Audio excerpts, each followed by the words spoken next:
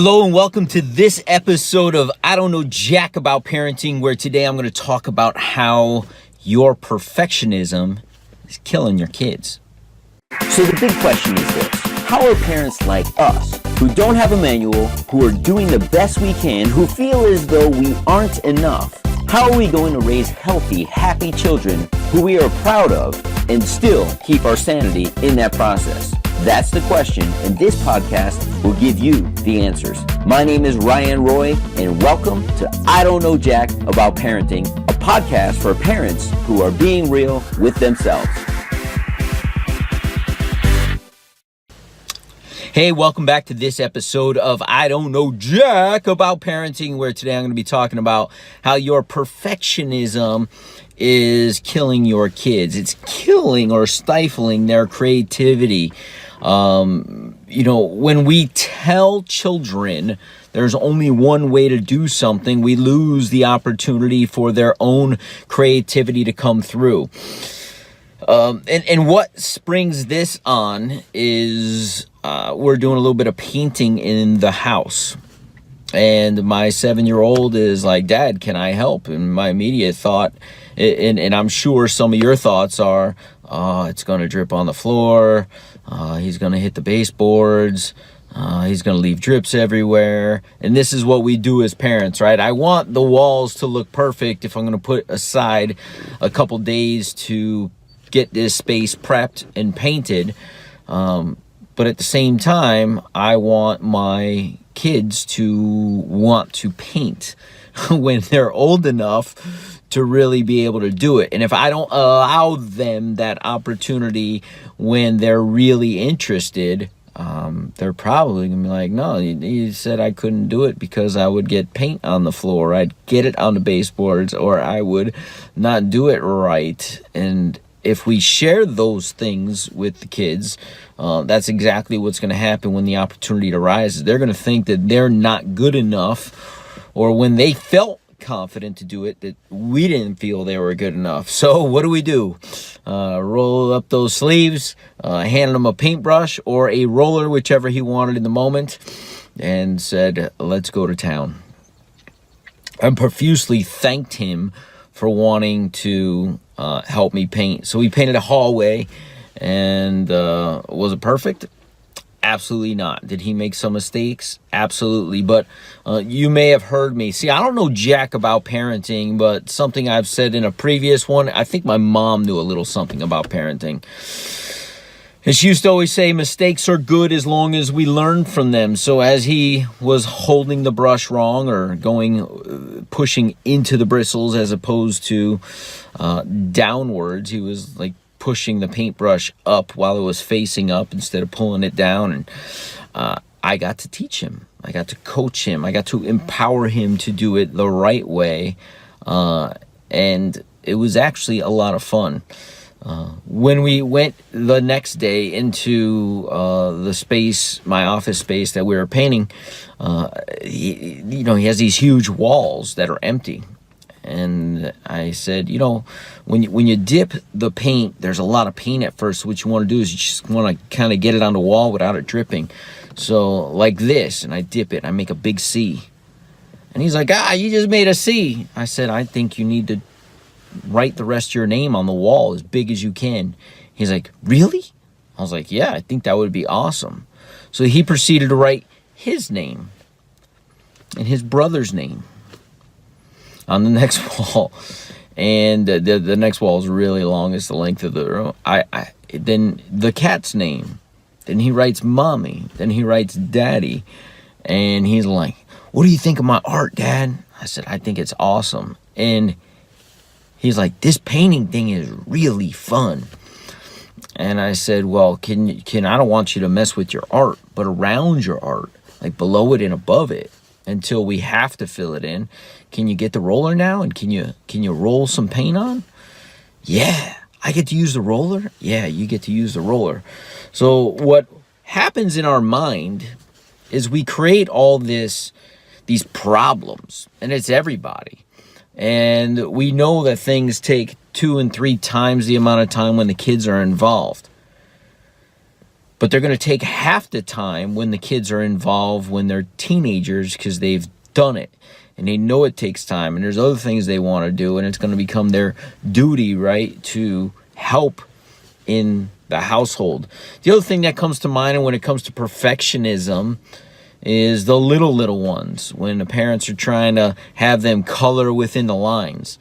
When they barely know how to hold the crayon or the marker or the colored pencils properly. Just allow them to test their motor skills and scribble all over the place. And if they make the sun purple, let's call it a moon. And if they make the sky red, let's just say they're on Mars. Or if they make the elephant red, let's just say that, hey, it was a hot day out. Let's not tell them that it's wrong. Let's just allow them to be creative. And then I'll share this last thought around perfectionism. One of my favorite things to do as an adult, I love to entertain. And I love to cook. And I'm very comfortable inside of a kitchen.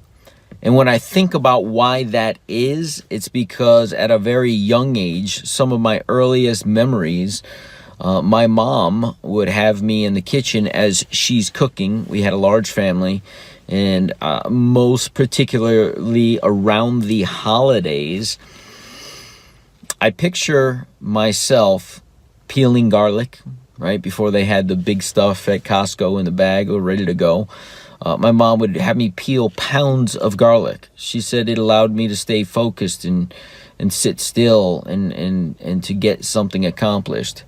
Once she would mince the garlic, and we actually had a garlic, it's almost like a press. I think my mom still has it. That thing's got to be 50 years old. It's a chopper on like a spring. They don't make things the way they used to, because I can still picture it in her kitchen the last time I was in her kitchen.